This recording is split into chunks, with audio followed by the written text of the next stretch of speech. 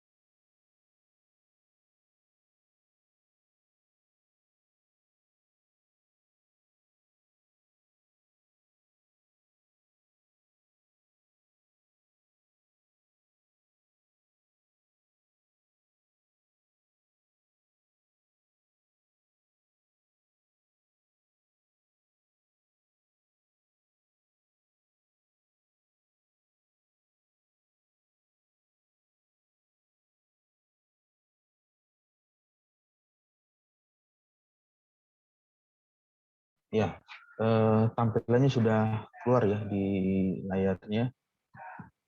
Sudah, Pak. Udah, Pak. Ya, jadi di minggu ini kita melanjutkan dari materi yang di minggu sebelumnya mengenai perpindahan kalor dan massa. Nah, pada poin kali ini atau pertemuan ini ada sedikit pembahasan mengenai pola aliran ya. Jadi kalau di perpindahan panas itu yang umumnya sering kali terjadi adalah yang kita kenal dengan perpindahan panas secara konveksi. Perpindahan panas secara konveksi ini berhubungan dengan fluida. Jadi ada fluida sebagai medianya atau sebagai media yang dijadikan oleh panas untuk berpindah bersama dengan fluida tersebut.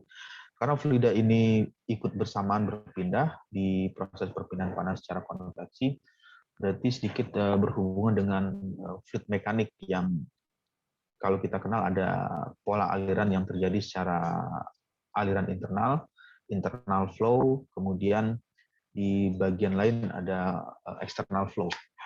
Nah, apa yang membedakan perpindahan panas secara konveksi jika terjadi sebagai aliran internal. Jadi aliran internal ini diartikan atau didefinisikan sebagai aliran fluida di mana tempat aliran fluida dibatasi atau dikelilingi oleh permukaan padat. Jadi mudahnya atau cara gampangnya membayangkan aliran internal flow atau aliran internal yang jika hal ini terjadi ada proses perpindahan panas secara konveksi di mana dibatasi oleh dinding atau dikelilingi oleh dinding yang permukaannya padat. Kemudian aliran internal berhubungan sekali dengan nilai viscosity atau kekentalan fluida. Nilai viskositas atau kekentalan fluida ini bisa juga dipengaruhi oleh temperatur atau suhu yang dimiliki oleh fluida tersebut. Jadi kalau misalkan fluida tersebut mempunyai viscosity yang tinggi, viskositas yang kental, bisa mengalami pengenceran atau viskositasnya lebih rendah dengan cara apa? Ya dengan cara temperatur atau suhu dari fluida tersebut ditingkatkan atau dinaikkan, maka fluida tersebut akan memiliki nilai viscosity yang lebih rendah. Ya, ini adalah ilustrasi yang kalau yang di pertemuan sebelumnya ada gambar seperti ini. Ini merupakan ilustrasi dari aliran internal flow. Dikatakan internal karena aliran tersebut mengalir di dalam sistem. Jadi sebutlah ini adalah sistemnya berupa pipa dengan dibatasi oleh dinding dengan permukaan yang padat, ada dinding sebelah atas, kemudian di bagian dinding sebelah bawah, lalu ada fluida yang mengalir di dalamnya. Jadi aliran fluida tersebut mengalir di dalam pipa tersebut. Kemudian perbedaan yang lainnya untuk aliran eksternal berarti fluida tersebut mengalir di luar atau mengelilingi dinding tersebut atau di bagian luar dari saluran atau di luar dari wall atau di luar dari dinding yang dilalui fluida compressible ataupun fluida uncompressible. Nah, untuk melakukan isolasi, jadi kita ilustrasikan atau ada gambar seperti ini. Di bagian ini ada sebut saja silinder ya, silinder dengan nilai tampilannya seperti ini. Lalu di bagian gambar seterusnya, ini merupakan sebuah silinder dengan jari-jari bagian dalam, sebut saja dengan notasinya RI, R kecil, radius inlet. Kemudian temperatur di bagian dalamnya itu TI, T inlet, dan temperatur di bagian luarnya T. Lalu sebuah pipa bundar dipasang semacam isolasi atau penyekat ya. Jadi isolasi ini berfungsi untuk mengisolasi perpindahan panas supaya tidak keluar atau tidak masuk ke dalam pipa tersebut. Suhu dinding dalam isolasi didefinisikan dengan nilai ini TI. TI itu adalah temperatur inlet atau suhu di bagian dalam, TI. T inlet, sedang suhu luarnya yang terkena konveksi bebas atau perpindahan fluida atau ada fluida yang bersentuhan atau ada fluida yang mengenai dari wall tersebut didefinisikan dengan TS. TS itu artinya T surface. Nah, dari ilustrasi gambar yang tadi, dari gambar tampilan seperti ini, kemudian kita masukkan atau kita hitung berapa besar nilai Q atau berapa besar nilai kalornya dengan menganalogikan sistem tersebut ke dalam bentuk analogi listrik. Jadi ada dituliskan sederhananya seperti ini. T ini adalah T inlet, temperatur di bagian dalam dari bagian ini, bagian ini ada temperaturnya berapa, nilai yang berwarna ini. berwarna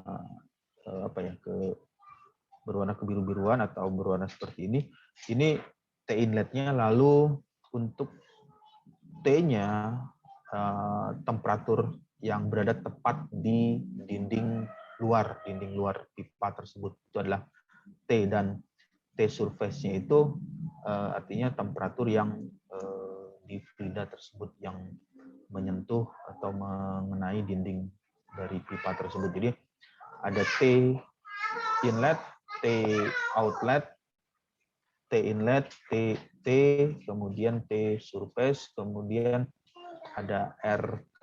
RK ini merupakan resistansi thermal. K itu diartikan sebagai arti dari konduksi karena simbolnya simbol K ya, RK konduksi. Karena kalau misalnya dilihat di bagian ini terlihat sekali dindingnya itu ada ketebalan. Berarti kalau ada ketebalan berarti ada perpindahan panas yang terjadi secara konduksi. Jadi ada berapa ketebalan dari dinding ini, ketebalan dari dinding pipa tersebut yang dituliskan di nilai resistance hambatan thermal untuk konduksinya.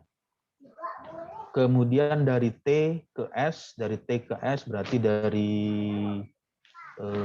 T dari temperatur di dinding ini ke S itu ke fluidanya yang perpindahan panas secara konveksi. Maka didefinisikan RH-nya, resisten H-nya itu adalah konveksinya. Jadi berapa besar nilai RH-nya. Untuk menghitung nilai RK dan RH nanti bisa memasukkan ke dalam persamaan ini, ada persamaan RK dan persamaan RH dengan mengetahui berapa besar nilai radiusnya, kemudian berapa besar nilai K itu artinya thermal conductivity, kemudian L ini panjang dari pipa tersebut, karena pipa tersebut dipengaruhi juga oleh L-nya, length-nya atau panjangnya. Jadi semakin panjang pipa atau semakin jauh ya, atau semakin panjang ininya, maka nilai L-nya atau nilai length-nya itu semakin besar ya, dan berpengaruh terhadap perhitungan nilai RK-nya, kemudian berpengaruh juga terhadap nilai RH. Persamaan perpindahan panas untuk pipa terisolasi dituliskan seperti ini. Jadi bagaimana cara menghitung nilai Q tersebut? Q atau kita artikan sebagai perpindahan panas, nilai perpindahan panas untuk menghitung pipa dalam kondisi terisolasi. Jadi material yang dipergunakan untuk pipa tersebut terbuat dari material yang mampu mengisolasi panas yang dari panas yang ada di dalam, tidak terbuang tidak berpengaruh terhadap ke lingkungan, dan lingkungan juga tidak memberikan pengaruh terhadap panas yang ada di bagian dalam. Jadi diasumsikan perpindahan panas tersebut untuk pipa yang terisolasi. Lalu menghitung nilai Q, ya nanti tinggal dicari selisih perbedaan antara delta T secara keseluruhan dibagi dengan resistensi thermal atau hambatan thermal yang terjadi secara konduksi dan secara konveksi. Jadi di bagian delta T nanti diketahui dulu berapa nilai T ini, T inletnya atau T di bagian dalam, lalu T surface atau T fluidanya, karena di bagian keliling ini, di bagian keliling pipa tersebut, di sekelilingnya dikelilingi oleh fluida. Jadi kita asumsikan T surface-nya itu berapa nilai temperaturnya. Setelah diketahui nilai T inlet dan T surface, maka nanti tinggal dimasukkan ke dalam persamaan dan bisa dicari berapa besar nilai Q atau nilai kalor yang dipindahkan antara dari TI ke T surface-nya atau ke bagian permukaan dari bagian dari surface dari fluida yang mengelilingi pipa tersebut. Nah, untuk menentukan jari-jari kritis isolasi, sebut saja dengan notasinya itu ya. Notasi jari-jari kritis disimbolkan dengan RC agar perpindahan panasnya maksimum dapat dicari dengan dua pendekatan atau dua cara. Yang pertama seperti ini, dQ per dRC sama dengan 0, atau bisa dituliskan dR per dRC sama dengan 0. Nah, sehingga jari-jari kritis ini diperoleh dari perpindahan panas maksimum dari pipa terjadi ketika jari-jari kritis sama dengan rasio konduktivitas thermal isolasi dengan koefisien perpindahan panas permukaan. Jadi bisa dicari dengan melakukan penghitungan seperti ini.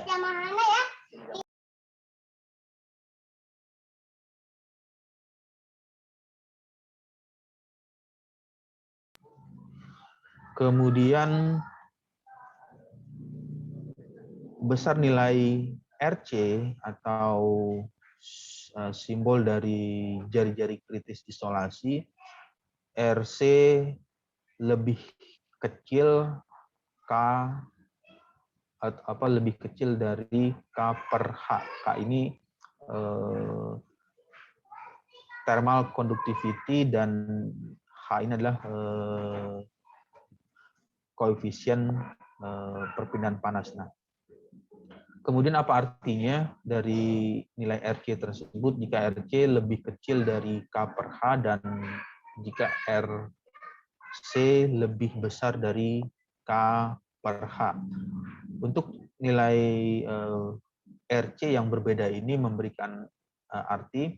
Yang pertama, perpindahan panas meningkat dengan penambahan tebal dari isolasi. Jika nilai RC lebih kecil dari K per H, dan jika nilai RC lebih besar dari K per H, maka perpindahan panas menurun dengan penambahan dari berapa tebal isolasi yang diberikan pada pipa tersebut.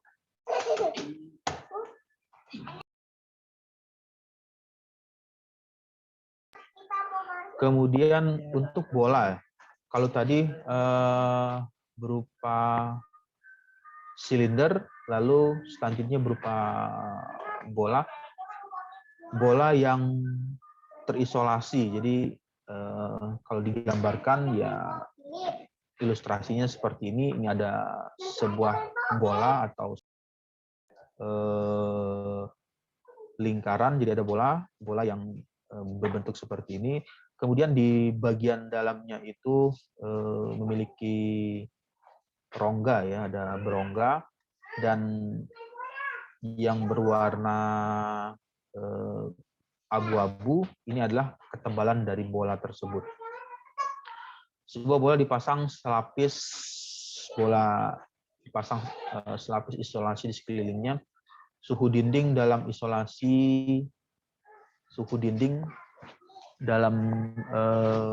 isolasi TI, sedang suhu luarnya terkena konveksi perpindahan panas ya. Perpindahan panas secara konveksi sebesar TS. Jadi di sekeliling bola ini bisa dibayangkan ada fluida yang mengelilinginya atau ada aliran eksternal. Jadi aliran eksternal itu aliran yang berada di luar dinding, atau di luar, kalau dindingnya ini berupa bola berarti di luar bola tersebut. Ya. Nah, di bagian bola ini nanti bisa diilustrasikan bagaimana perpindahan panas yang terjadi atau nilai Q-nya dapat dihitung dengan menghitung analogi listrik untuk bola terisolasi. Jadi berapa besar nilai TI, T inlet, kemudian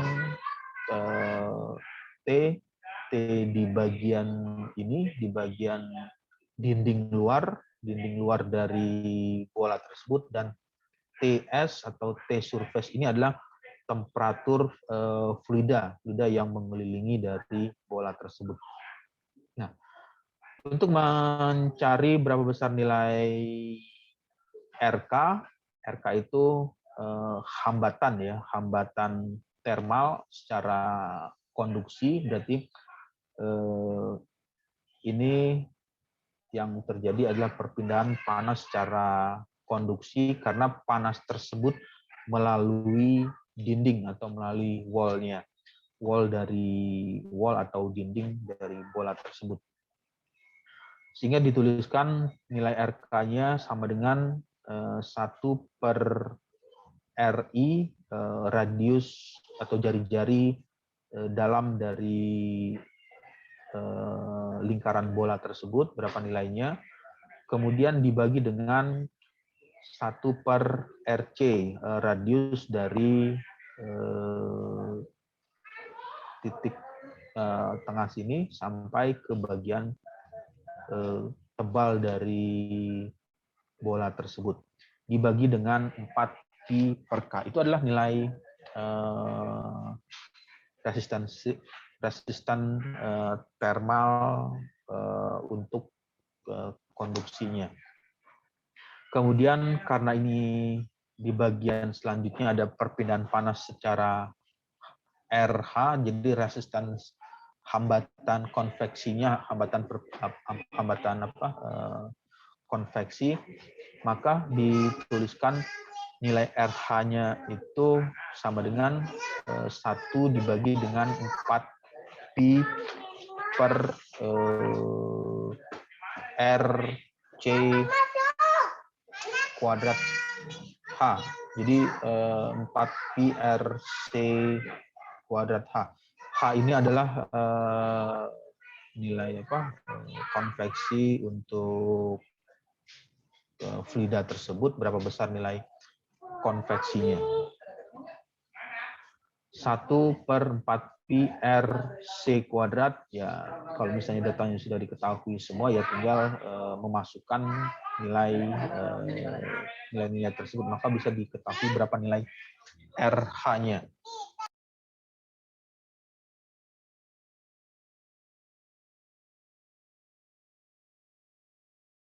Ya, oke. Sampai sini ada pertanyaan atau ada yang ingin ditanyakan?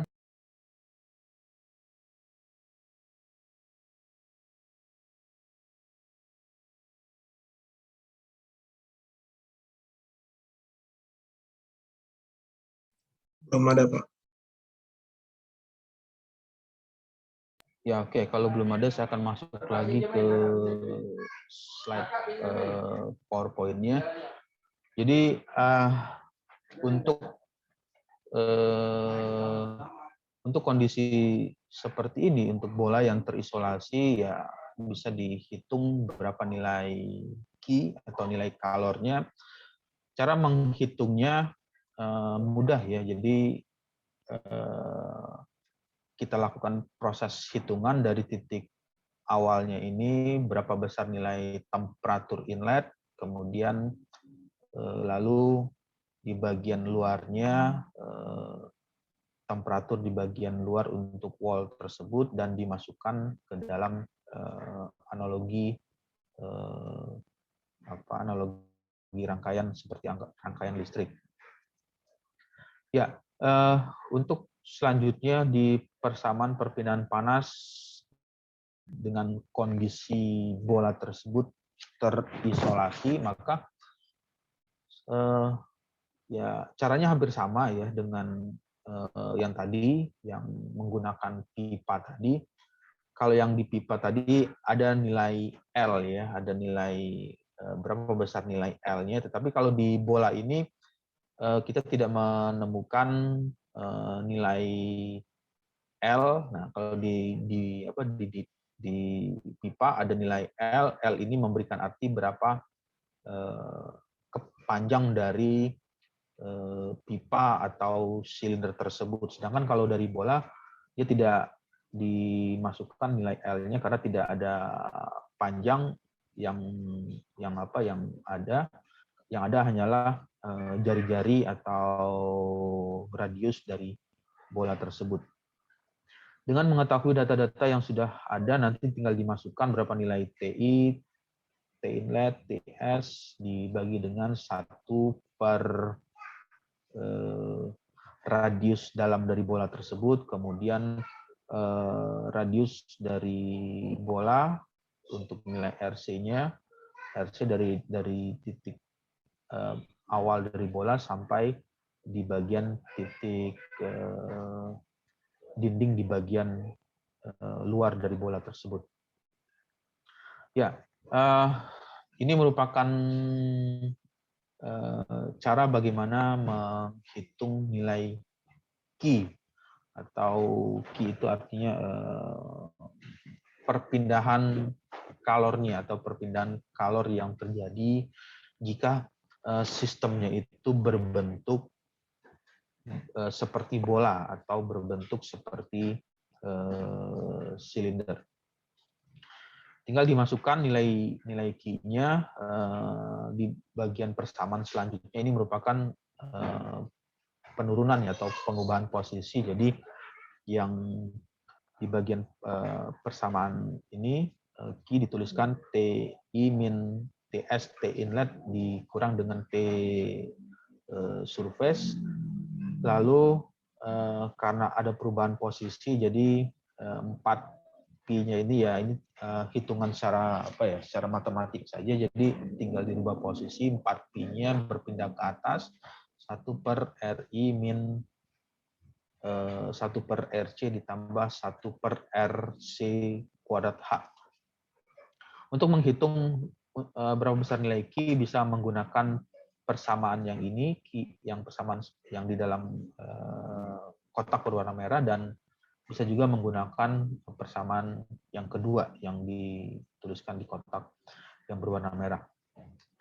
Selanjutnya adalah menentukan jari-jari kritis, isolasi dengan dinotasikan dengan RC ya. Jari-jari kritis isolasi RC agar perpindahan panasnya maksimum dapat dicari dengan 2 cara.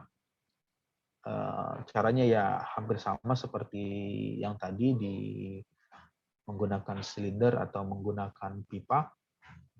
Nah, ini jari-jari kritis diperoleh dengan persamaan atau dengan nilai yang dipergunakan. RC sama dengan 2K per H. K ini adalah arti keterangan thermal conductivity. Jadi di sini ini ada nilai simbol RC ya, ada RC, berarti ada nilai K-nya. Nah, K ini nanti bisa diketahui dari tabel properties dari materialnya. Jadi kalau misalnya bola tersebut dibuat dari, katakanlah sebut saja misalkan dari aluminium, berarti berapa besar nilai K-nya atau nilai thermal conductivity-nya. Kemudian H-nya, koefisien konveksinya berapa besar yang dimiliki atau yang diberikan, tergantung dari fluida apa yang dipergunakan untuk melakukan atau untuk melakukan penghitungan tersebut. Jadi nilai H ini di sini ada nilai H. H ini umumnya bisa dipengaruhi oleh jenis fluida apa yang dipergunakan, apakah menggunakan fluida kompresibel atau kompresibel atau uncompressible, atau fluida Newtonian atau non Newtonian. Itu memberikan pengaruh terhadap nilai H-nya dalam menentukan nilai RC atau jari-jari kritis tersebut. Ya, selanjutnya adalah perpindahan panas secara konveksi. Ya, di bagian ini yang paling dasar membedakan antara perpindahan panas secara konduksi dan konveksi. Kalau perpindahan panas secara konduksi, panas berpindah melalui media perantara, tetapi media perantaranya tidak ikut mengalami perpindahan atau tidak ikut berpindah. Tetapi kalau di perpindahan panas secara konveksi ini, media yang dijadikan perpindahan panas tersebut ikut mengalami perpindahan, karena media yang dipergunakan untuk perpindahan panas secara konveksi adalah fluida. Jadi ada fluida kompresibel dan fluida uncompressible. Oke, kita sedikit mengenal ya, atau membedakan apa yang dimaksud dengan forced convection flow system atau konveksi paksa. Jadi dalam hal proses perpindahan panas itu ada namanya perpindahan panas secara natural konveksi, kemudian ada perpindahan panas secara konveksi paksa. Apa yang membedakan antara natural konveksi dengan natural konveksi dengan konveksi paksa? Untuk konveksi paksa ini ya ilustrasinya perpindahan panas yang terjadi secara konveksi dengan cara dipaksa. Contohnya apa? Contohnya adalah ketika kita mendinginkan suatu objek, ya sebut saja makanan atau minuman, bagaimana supaya makanan atau minuman tersebut seperti misalkan teh manis atau kopi, supaya bisa lebih cepat dingin atau temperaturnya turun adalah dengan cara dipaksa perpindahan panas secara konveksi. Bagaimana caranya? Ya dengan cara meniup atau menghembuskan angin yang cukup kuat ke objek yang didinginkan tersebut. Itu adalah perpindahan panas secara konveksi. Misalkan untuk mendinginkan teh panas dibutuhkan, kita menghabiskan waktu katakanlah 15 detik dengan meniupkan udara ke sumber panas tersebut, maka akan terjadi perpindahan panas secara konveksi. Perpindahan panas secara konveksi paksa. Kemudian kalau natural konveksi itu ya kebalikannya, berarti perpindahan panas yang terjadi secara alami atau secara natural, berarti tidak ada udara atau tidak ada angin yang dipaksakan dengan cara ditiupkan di objek yang akan didinginkan tersebut. Nah, di sini ini hanya kembali lagi ke ilustrasi fluid mekanik ya, mechanical fluida, karena perpindahan panas secara konveksi itu ya berhubungan dengan aliran fluida, jadi aliran fluida. Di bagian ini ada ilustrasi, ya ini ilustrasi di fluid mekanik, ada laminar, transisi, turbulen, kemudian di aliran tersebut didefinisikan nanti ada arti aliran laminar, kemudian arti aliran turbulen dengan menghitung berapa besar bilangan Reynolds number atau bilangan non-dimensionalnya.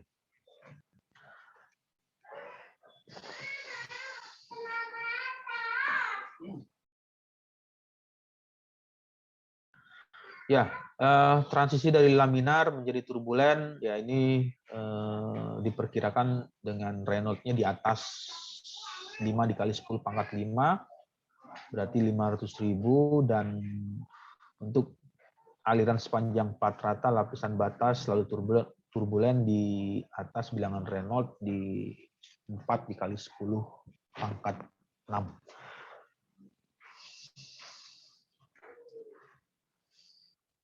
Oke, saya akan lebih slide PowerPoint ini saya akan sedikit percepat karena ini sedikit merefresh atau mengingatkan kembali tentang teori di fluid mekanik berhubungan dengan proses perpindahan panas secara konveksi. Ya, di bagian selanjutnya, kalau yang tadi itu bilangan non-dimensional dengan Reynolds number, di heat transfer di perpindahan panas ini ada namanya Prandtl number yang menjelaskan parameter yang menghubungkan ketebalan relatif antara lapisan batas hidrodinamik dan lapisan batas termal. Jadi di bagian ini bisa dihitung berapa besar nilai Prandtl-nya, kemudian berapa besar nilai Nusselt number. Nilai-nilai ini nanti seringkali banyak keluar ya kalau di jurnal internasional yang berhubungan dengan heat transfer, banyak menggunakan bilangan non-dimensional Nusselt number dan Prandtl number.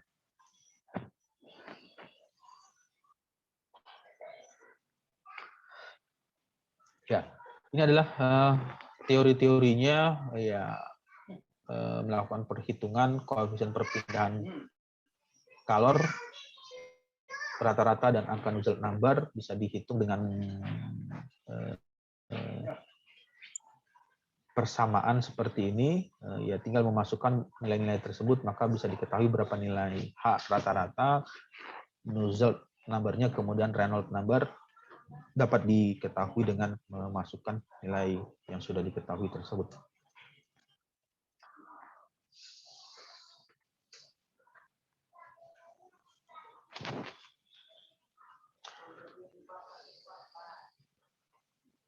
Ya, oke, sampai sini ada pertanyaan atau ada yang ingin ditanyakan?